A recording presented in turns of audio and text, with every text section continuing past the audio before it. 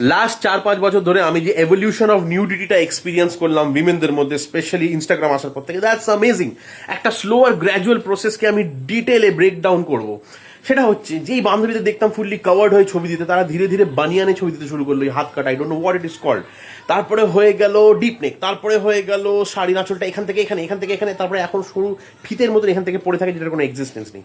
তারপর হয়ে গেল রুম অন্ধকার, আধা ল্যাংটো পিঠ দেখিয়ে হাফ মুখ কভার্ড করে ফিলিং লিবারেটেড বলে একটা ক্যাপশন দিয়ে সুন্দরভাবে এডিট করে ছবিটা আপলোড করা। Thanks to the essence of aestheticism, যারা আমাদেরকে অ্যাকচুয়ালি শেখালো যে শেমলেসনেস, নিউডিটি, ওয়ালগারিটিকে তুমি এই ওয়ার্ডটা দিয়ে কীভাবে রিপ্লেস করতে পারো। ছেলেদের লাইফে এখনও তেমনিভাবে চেঞ্জেস আসেনি, they are still very gentle, they have manners. দুনিয়া সামনে ল্যাংটোতে ভালোবাসে না, তারা খুব ভদ্রভাবে কেয়ারফুলি ডিএম করে দেয় ডিক পিক নিজের পছন্দিদা औरत, 200-300 যে পছন্দিদা औरत আছে তাদের লাইফে, তাদেরকে পাঠিয়ে দেয়। You might think me of a misogynist or a creep, ভাবতে পারো, বাট আমার ভিশন তোমাকে যে বোঝানো সেটা অনেক deep R beyond.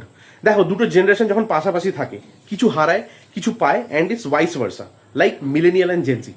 Gen Z will never understand the nostalgia of cleavage. তোমরা আশেপাশে তো নিউডিটি দেখে নিয়েছো, পাশের বাড়ির মাম্পির ক্লিভেজ পর্যন্ত দেখে নিয়েছো, তোমরা বুঝতেই পারবে না এই জিনিসগুলো।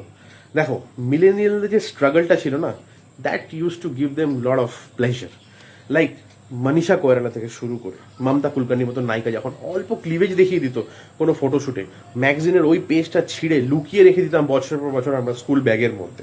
তারপর ওই ছাদের ওপর উঠে বসে থাকা, যে পাশের বাড়ির ছাদের ওই বৌদি উঠবে, যে নাইটি পরে ভিতরে কিছু পড়বে না, তার ক্লিভেজ দেখে ওটা বছরের পর বছর চর্চা করা, 9 মাস 6 মাসে একবার দেখা, ওই ক্লিভেজ, ওই এক্সাইটমেন্ট, ওই প্লেজার, ও হয়ে ওটা বুঝতে পারবে না তোমরা কোনোদিন। পর্ন তখন এক্সিস্ট করতে, এখনও এক্সিস্ট করে, বাট এটা তোমরা পাবে না।